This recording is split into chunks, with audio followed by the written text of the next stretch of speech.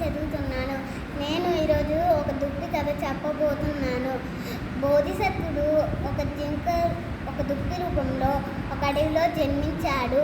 ఆయనకి ఒక చెట్టు పళ్ళంటే ఎంతో ఇష్టం.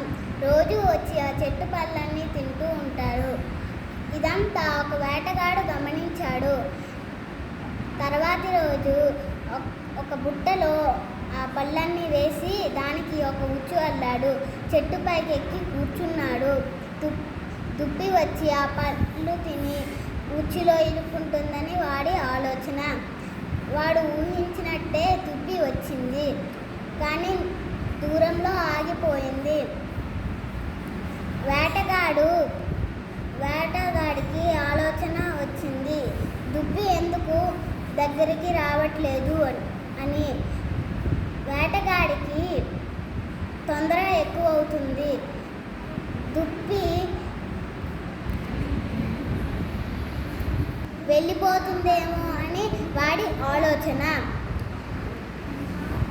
దుప్పికి ఆలోచన కలిగింది, బుట్టలో ఎలా పళ్ళు ఉంటాయి, చిందరవందరగా పడుంటాయి కదా అని. వేటగాడికి ఆలోచన వచ్చి కొన్ని పళ్ళు విసిరాడు. అప్పుడు దుప్పి ఇలా చెట్టుతో అన్న, చెట్టు నువ్వు నీ ప్రవర్తన మార్చుకున్నావా? ఇలా పళ్ళు విసురుతావా? అయితే నేను నా ప్రవర్తన మార్చుకుంటాను. రేపటి నుంచి నీ దగ్గరికి వచ్చి పళ్ళు తినను అని చెప్తూ వెళ్ళిపోయింది. వేటగాడికి కోపం వచ్చింది, గట్టిగా అరిచాడు, ఈరోజు కాకపోతే రేపైనా నువ్వు నా చేతిలో చిక్కుకుంటా, మళ్ళీ నేను నీ చేతికి చిక్కుతానా అని దుప్పి నవ్వుతూ వెళ్ళిపోయింది.